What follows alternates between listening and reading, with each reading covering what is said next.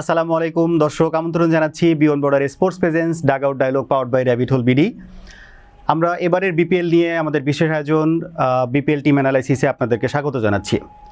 এবার 6টা টিম অংশগ্রহণ করছে বিপিএলে এবং সেই 6টা টিমের একটা টিম যদি আমরা বলি রংপুর রাইডার্স, এবং তাদের সম্পর্কে একটু না বললেই নয়। জিএসএল চ্যাম্পিয়ন এবং এর আগে বিপিএলও তারা চ্যাম্পিয়ন হয়েছে এবং একটা ব্র্যান্ড তারা বাংলাদেশে। সো এই টিমটা নতুনভাবে যখন এই সিজনে আসছে, তাদের টিম কেমন হচ্ছে, তাদের সিলেকশন কেমন হলো, ক্যাপ্টেন কি কেমন হলো, সব নিয়ে আমাদের আলোচনা আজকে। এবং এই আলোচনা করার জন্য স্টুডিওতে আমাদের সাথে উপস্থিত আছেন আপনাদের অতি পরিচিত মুখ আমের রজন প্রতীক ভাই। প্রতীক ভাই, আমরা এবার কথা বলতে যাচ্ছি রংপুর রাইডার্সকে নিয়ে। এবং আমরা প্রতিবারের না এবারও দেখলাম যে মিকি আর্থার কিন্তু লাস্ট কয়েকটা সিজন ধরে উনি কোচিং প্যানেলেই আসেন, এবং কোচিং প্যানেলে আরও যারা থাকে তার মধ্যে হচ্ছে মোহাম্মদ রফিক ভাই বোলিং কোচ হিসেবে থাকেন। সো একটা ব্যালেন্সড কোচিং টিম আমরা সচরাচর সবসময় দেখে আসি রংপুরের ব্যাপারে। এবং আমি যদি ওভারঅল টিমের ব্যাপারে কথা বলি, আপনার কাছে কি মনে হয় এই টিমটা নিয়ে? অনেকটা স্যাচুরেটেড আমি বলতে পারি কোয়ালিটি প্লেয়ার্স দিয়ে, এবং টিম ম্যানেজমেন্টকে আসলে খুব বুদ্ধিমত্তার পরিচয় দিতে হবে যখন ফাইনাল 11টা সিলেক্ট করা হবে, কারণ এই টিমে প্রচুর কোয়ালিটি প্লেয়ার্স রয়েছে, যেটা অন্যান্য টিমগুলোতে আমরা দেখি যে কোনো একটা সেক্টর লাইক অ্যাজ ব্যাটিংয়ে তাদের স্ট্রেংথ রয়েছে বা বোলিংয়ে রয়েছে বা অলরাউন্ডার্সে রয়েছে, অন্য একটা অ্যাসপেক্টে কিছুটা ঘাটতি দেখা যাচ্ছে। কিন্তু আপনি যদি রংপুর রাইডার্সের স্কোয়াডটা দেখেন, এটা একদম অলরাউন্ডেড একটা সাইড। আপনি যে অ্যাসপেক্টেই যান না কেন, আপনার এখানে অ্যাডিকুয়েট রিসোর্স রয়েছে, প্রপার অল্টারনেটিভস রয়েছে। সো এবার টাইটেল ক্লেম করার অন্যতম দাবিদার যদি কোনো স্কোয়াড থেকে থাকে, সেটার ক্ষেত্রে রংপুর রাইডার্স একদম শুরুতে থাকবে। আমরা যেটা দেখছিলাম যে এখনো পর্যন্ত যে ফরেন রিক্রুটের যে লিস্ট, এটা মোরালেস 12 জনের একটা ফরেন রিক্রুট, এবং যাদের নাম আমি একটু মেনশন করতে চাই কিছু নাম: আকিব জাভেদ, এমিলিও গে, ডেভিড মালান, ফাহিম আশরাফ, খাজা নাফে, খুশদিল শাহ, কাইল মেয়ার্স, মোহাম্মদ আখলাক, সুফিয়ান মুকিম, ওয়েন ম্যাডসেন, ইফতেখার আহমেদ। মানে এদের মধ্যে থেকে আপনি যদি 4 জনকে খেলানোর কথা বলেন, ইটস ভেরি টাফ। আবার যদি আমি লোকাল রিক্রুটারের কথা বলি, সেক্ষেত্রে আপনি দেখেন লিটন দাসের মতো পরীক্ষিত একজন টি20 প্লেয়ার, এছাড়া মাহমুদুল্লাহ রিয়াদ আছেন এই টিমে, ক্যাপ্টেন নিজে নুরুল হাসান সোহান আছেন। এছাড়া রিসেন্ট টাইমে যারা পারফর্ম করছেন বোলিংয়ের ক্ষেত্রে, মুস্তাফিজুর রহমান, নাহিদ রানা, নাইম হাসান, রাকিবুল ইসলাম, যিনি আসলে স্পিন বোলিংয়ে অনেক দুর্দান্ত, তহিদ হৃদয়ের মতো ব্যাটসম্যান আছেন। তো মানে ইমব্যালেন্স এটা আসলে খেলা শুরুর পর থেকে আসলে বলতে পারবো, কিন্তু যদি বলি কাকে রেখে কাকে নেওয়া হবে, এটা কিন্তু আসলে কনফিউশনের জায়গা। অবশ্যই, এবং ফরেন রিক্রুট আসলে এটা শুরুতে খুব বলা মুশকিল। টুর্নামেন্টে শুরু হওয়ার পর মানে কোন কোন ফরেনার্স আসলে অ্যাভেলেবেল থাকবেন, এটা একটা দেখার বিষয়। অ্যাকর্ডিংলি সেইভাবে আসলে রংপুর রাইডার্সকে অ্যাডজাস্ট করতে হবে এবং সামনে আগাতে হবে। আপনার কাছে কি ফ্যাক্টরের জায়গা যদি বলতে চাই, অনেকগুলা স্টার প্লেয়ার, কিন্তু তাদের মধ্যে থেকে কার কাছ থেকে আপনি বেটার এক্সপেকটেশন নিয়ে আপনি? মুস্তাফিজুর রহমান লাস্ট টাইম উনি ঢাকা ক্যাপিটালসে খেলেছেন লাস্ট সিজনে, এবার রংপুর রাইডার্স আসছেন, এবং মুস্তাফিজুর রহমান যেই রকমের ফর্মে রয়েছেন এবং সামনে টি20 বিশ্বকাপ, তো আমার মনে হয় মুস্তাফিজুর রহমানের একটা প্রপার প্ল্যানিং হয়তো থাকবে যে টি20 বিশ্বকাপকে সামনে রেখে উনি কীভাবে নিজেকে প্রস্তুত করবেন। সেই ক্ষেত্রে মুস্তাফিজুর রহমানের জন্য এটা অনেক বড় একটা মঞ্চ নিজেকে প্রিপেয়ার করার। লিটন দাস এক্স ফ্যাক্টর হতে যাচ্ছেন, ওই যেমনটা আমরা তানজিদ হাসান তাইমের ক্ষেত্রে বলছিলাম, যেদিন উনি ভালো খেলবেন সেদিন রাজশাহীর অনেক সুযোগ থাকবে। একইভাবে লিটন দাসের ক্ষেত্রে যদি লিটন দাস একটা ভালো স্টার্ট দিতে পারে, সেই ক্ষেত্রে রংপুর রাইডার্স ম্যাচে অনেকটা ফেভারিট থাকবে। আরেকজন কি ফ্যাক্টর যদি বলতে চাই, খুশদিল শাহ কিন্তু গতবার টুর্নামেন্ট থেকে চলে যাওয়ার পর কিন্তু রংপুর রাইডার্স মানে আর ওভাবে কন্টিনিউ করতে পারেনি। ব্যাট এবং বল হাতে দুর্দান্ত পারফর্ম উনি করেছেন, এবং খুশদিল শাহ আসলে যাকে বিপিএল এর পারফরমেন্স দেখে আসলে পাকিস্তান স্কোয়াডে রিকল করা হয়, উনি কিন্তু আবার পাকিস্তান ন্যাশনাল স্কোয়াডে যেভাবে পারফর্ম করতে পারেনি, এটা নিয়ে কিন্তু আবার পাকিস্তানে অনেক কথা হয়েছে যে বিপিএল এর মতো একটা কোয়ালিটি নিয়ে কথা হয়েছে। হ্যাঁ, বা কোয়ালিটি নিয়ে ডিরেক্ট প্রশ্ন না তুললে বলা হয়েছে যে বাইরের দেশের একটা লিগ, তাও টি20 ফরম্যাটে তার পারফরমেন্স দেখে কেন এশিয়া কাপে 50 ওভারের ফরম্যাটে তাকে নেওয়া হলো। তো আমার মনে হয় খুশদিল শাহের জন্য আবারও একটা বড় মঞ্চ প্রমাণ করেন নিজেকে এই বিপিএল, এবং আমি হোপফুল যে খুশদিল শাহ যদি বিপিএল এবারও ভালো করেন, সেক্ষেত্রে উনি আবার পাকিস্তান ন্যাশনাল টিমে রিকল হবেন, এবং সেক্ষেত্রে ওনার এবার হয়তো পারফর্ম করতে হবে। তো ঘুরে ফিরে 3 জন কি ফ্যাক্টর রংপুর রাইডার্স স্কোয়াডে।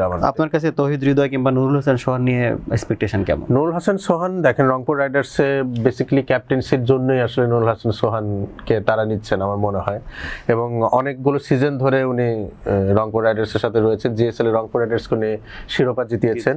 তো সেখান থেকে একটা বিশ্বাসযোগ্যতার জায়গা রয়েছে নুরুল হাসান সোহানের প্রতি। তাছাড়া লিটন দাসের মতো মানে টি-20 স্কিপার, আমাদের ন্যাশনাল টি-20 স্কোয়াডের স্কিপার, উনি থাকতে নুরুল হাসান সোহান ক্যাপ্টেন্সি করবেন, এটা মানে বড় কারণ এটাই আসলে যে রংপুর রাইডার্সের ক্যাপ্টেন হিসেবে নুরুল হাসান সোহানের ট্র্যাক রেকর্ডটা বেশ ভালো রিলেশনশিপ। এবং এখানে তো মাহমুদ আলী রিয়াদও ছিলেন, উনি যেহেতু খুলনা টাইটান্স এক সময় নিয়মিত অধিনায়কত্ব করেছেন। সো নুরুল হাসান সোহান এই ক্ষেত্রে অনেকটা সাহায্য পাবেন, যেহেতু আপনার মাহমুদুল্লাহর মতো প্লেয়ার রয়েছেন, লিটন দাসের মতো প্লেয়ার রয়েছেন, ইফতিকার আহমেদের মতো অভিজ্ঞ অলরাউন্ডার রয়েছেন। সো কাজটা তার জন্য অনেকটা সহজ হবে। এবং এখানে আপনার কোচ হিসেবে মিকি আর্থারের মতো অভিজ্ঞ কোচ রয়েছেন। তো আসলে রংপুর রাইডার্সের এই স্কোয়াডটা যদি আপনি ইন টার্মস অফ প্লেয়ার্স বলেন, in terms of think tank বলেন, এটা আসলে সব দিক থেকে অনেক অলরাউন্ডেড। আপনার কাছে রংপুরের যদি মানে বেস্ট পসিবল 11-এর কথা জানতে চাই, সেক্ষেত্রে আপনি কাদেরকে নিচ্ছেন? এটা আমার জন্য খুব কঠিন একটা বিষয়, এরকম স্কোয়াড থেকে বেস্ট 11 সিলেক্ট করা। তারপরে পয়েন্ট অফ ভিউ থেকে আপনি কাদেরকে চিন্তা করছেন? হ্যাঁ, আমি তাহলে সেই ক্ষেত্রে দাভিদ মালান এবং লিটন দাসকে দিয়ে ওপেন করাতে চাইবো। যদিও লিটন দাস ন্যাশনাল টিমে ওপেন করছেন না রাইট নাও, বাট যেহেতু এটা ফ্র্যাঞ্চাইজি লিগ, কম্বিনেশনের কিছু ইস্যু রয়েছে, সেক্ষেত্রে লিটন দাস হয়তো ওপেন করবেন। তাহিদ হৃদয়কে নাম্বার 3-তে হয়তো রংপুর রাইডার্স খেলাবে, কজ আপনি মিডল অর্ডার্সে যদি ইফতিকার আহমেদ এবং খুশদিল শাহকে একসাথে অ্যাকোমোডেট করতে চান, তাহিদ হৃদয়কে একটু উপরে উঠে ব্যাট করতে হবে। এবং এটা হয়তো তাহিদ হৃদয়ের জন্য খুব সুখকর কিছু বই আনবে না, কজ উনি তো আমাদের ন্যাশনাল টিমে নাম্বার 4-এ ব্যাটিং করে থাকেন। তো রংপুর রাইডার্সের পরিবর্তে উনি যদি এমন একটা স্কোয়াডে থাকতেন যেখানে মিডল অর্ডারের মধ্যমণি তাহিদ হৃদয়, আমার মনে হয় ওয়ার্ল্ড কাপের প্রিপারেশনের জন্য তার জন্য বিষয়টা আদর্শ হতো। তো এটা খুব একটা আদর্শিক সিচুয়েশন তাহিদ হৃদয়ের জন্য না। এবং এটা থাকবে, এটা একটা ড্রব্যাক কিন্তু, যে আপনি খুব ভালো স্কোয়াডে যদি ঢুকে পড়েন, সেই ক্ষেত্রে কিন্তু আপনার নিজের পজিশনটা স্যাক্রিফাইস করতে হয়। তো তাহিদ হৃদয়ের ক্ষেত্রে আমার মনে হচ্ছে এই ঘটনাটা ঘটতে চলেছে। নাম্বার 4-এ ইফতিকার আহমেদ, নাম্বার 5-এ খুশদিল শাহ, কারণ তারা দুজন গত বছর আসলে দুর্দান্ত পারফর্ম করেছেন এবং রংপুর রাইডার্স যে সিজনের প্রায় পুরোটা সময় টপ অফ দি টেবিল ছিল, এই দুজনের অবদান অনস্বীকার্য ছিল। নাম্বার 6-এ আমি দেখতে চাইবো মাহমুদুল্লাহ রিয়াদকে। মাহমুদুল্লাহ রিয়াদ তো প্রথম সাইকেলে আনসোল্ড ছিলেন অকশনে, পরবর্তীতে রংপুর রাইডার্স যেহেতু পিক করেছেন তাকে, আমার মনে হয় মাহমুদুল্লাহ রিয়াদের মতো কোয়ালিটি একজন ক্রিকেটারের কাছ থেকে যে প্রপার আউটপুটটা পাওয়া যায়, এটা রংপুর রাইডার্স নিশ্চিত করবে। নাম্বার 7-এ আমি নুরুল হাসান সোহানকে দেখতে চাচ্ছি, রংপুর রাইডার্স কিপার। এই পজিশন ছাড়া আসলে তাকে অ্যাকোমোডেট করার খুব একটা বেশি অপশন আমি দেখতে পাচ্ছি না। নাম্বার 6-এ রাকিবুল হাসানকে আমি দেখতে, নাম্বার 8-এ সরি, আমি রাকিবুল হাসানকে দেখতে চাচ্ছি। উনি কিন্তু একজন কোয়ালিটি অলরাউন্ডার, ব্যাটও করে থাকেন এবং রাইজিং স্টার এশিয়া কাপের ফাইনালে কিন্তু উনি দুর্দান্ত ব্যাটিং করেছেন, যেটা আসলে আনবিলিভেবল ছিল। জি, এবং অনূর্ধ্ব 19 এশিয়া কাপের ফাইনালে আকবর আলীর সাথে পার্টনারশিপে কিন্তু রাকিবুল হাসান ছিলেন, পাশাপাশি বল হাতেও উনি দুর্দান্ত করছেন। এর পরবর্তীতে বোলারদের দিকে যদি আমি তাকাই, মোস্তাফিজুর রহমান রয়েছেন, উনি তো অবধারিতভাবে থাকবেন। নাহিদ রানা রয়েছেন। এখন মোস্তাফিজুর রহমান, নাহিদ রানার মতো ফাস্ট বোলারদের ক্ষেত্রে আমি খুবই চাইবো যে টিম ম্যানেজমেন্ট তাদের ওয়ার্কলোড ম্যানেজমেন্টটা যেন মেনটেন করেন, এবং নাহিদ রানা এবং মোস্তাফিজুর রহমানকে যদি পসিবল হয় বাই রোটেশনও যদি খেলানো হয়, যেহেতু টুর্নামেন্টে অনেকগুলো ম্যাচ থাকবে, ব্যাক টু ব্যাক ম্যাচ থাকবে, তো আমার মনে হয় এইভাবে যদি আগায় সেটা ভালো হবে। স্পিন বোলিং এর ক্ষেত্রে নাইম হাসান রয়েছেন, আলিস ইসলাম রয়েছেন এবং ফরেন রিক্রুট সুফিয়ান মুকিমও রয়েছেন। তো এই ক্ষেত্রে একটা ডিলেমা থাকবে রংপুর রাইডার্সের, যে ফরেন কোটা যে 4 জন আছে, এটা ক্যালকুলেট করে আসলে সুফিয়ান মুকিমকে তারা খেলাতে পারবেন কিনা। এখন যদি আপনি ওপর থেকে ইফতিকার আহমেদ বা খুশদিল শাহ দুজনের যে কোনো একজনকে স্যাক্রিফাইস করেন, তাহলে নিচে থেকে কিন্তু সুফিয়ান মুকিম বা ফাহিম আশরাফের মতো অলরাউন্ডারদের জন্য একটা জায়গা আসছে।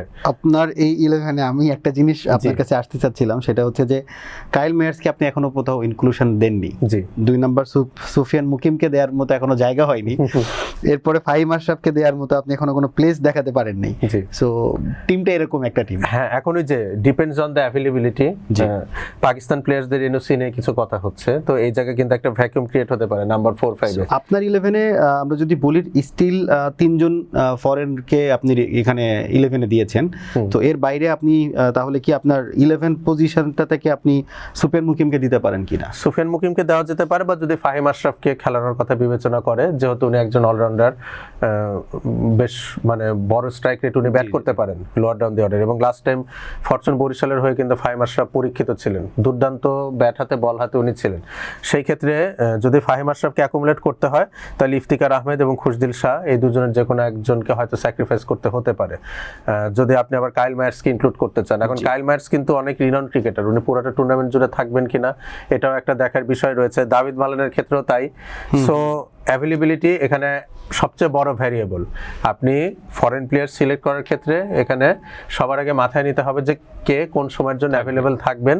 এবং মায়ার্সকে কিন্তু আমরা এর আগে মানে টপ অর্ডারে ব্যাট করতে দেখেছি। হ্যাঁ, উনি যদি খেলেন, উনি আইপিএল বলেন বিপিএল বলেন সব ক্ষেত্রে এইদার ওপেনার বা নাম্বার 3 বা 4 উনি ব্যাট করে থাকেন। তো কাইল মায়ার্স যদি আসেন তাহলে সেই ক্ষেত্রে আপনার শুট আউটটা হবে দাভিদ মালান এবং কাইল মায়ার্সের মধ্যে, দুজনের যে কোনো একজন হয়তো খেলবেন।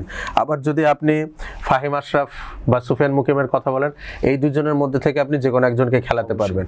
আকিব জাভেদ গত বছর হাইয়েস্ট উইকেট টেকারদের তালিকায় ছিলেন, ওনাকে আমি জায়গা দিতে পারছি না। এজ এ পেস বোলার কিন্তু উনি দুর্দান্ত মানে সিজন কাটিয়েছেন। কিন্তু যেহেতু এবার মোস্তাফিজুর রহমান রয়েছেন, নাহিদ রানা রয়েছেন, কামরুল ইসলাম রাব্বি রয়েছেন, মৃত্যুঞ্জয় চৌধুরী রয়েছেন, সো আকিব জাভেদকে এবার হয়তো সাইডলাইনে একটা লম্বা সময় থাকতে হতে পারে। তো মানে বিষয়টা আসলে এরকমই, অ্যাভেলেবিলিটির ইস্যু কনসিডার করে। আমি আপনার কাছে একটা জিনিস জানতে চাই, আপনার 11-এ যারা থাকছে এর বাইরে যে যারা আসলে সাইড বেঞ্চে আছে ওদেরকে দিয়ে তো একটা টিম করা খুব ইজিলি করা যাবে এবং সেই টিমও মেইন স্কোয়াডকে হারানোর সক্ষমতা রাখতে পারে। আমরা আশা করি একটা ব্যালেন্সড টিম হোক রংপুর রাইডার্সের, এবং মিকি আর্থারের এই টিমটা একটা ভালো স্টার্ট দিয়ে পুরো টুর্নামেন্ট ভালো করুক এই আশা। এখানে একটা বিষয় কি, এমিলিও গে ইটালিয়ান ক্রিকেটার, টি20 ওয়ার্ল্ড কাপে কিন্তু ইটালির গ্রুপ পর্বে ম্যাচ রয়েছে বাংলাদেশের সাথে। সো উনি হয়তো সুযোগ পাবেন না পুরোটা টুর্নামেন্ট, বাট বাংলাদেশ ক্রিকেটের অনেক সুপারস্টারদেরকে উনি খুব কাছ থেকে দেখার সুযোগ পাবেন।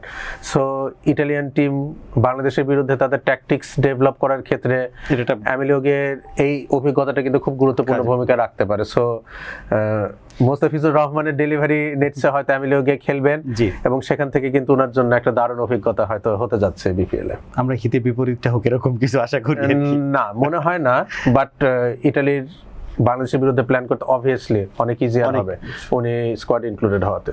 ধন্যবাদ। আমরা তাহলে রংপুর রাইডার্সের এই পর্যন্তই শেষ করছি।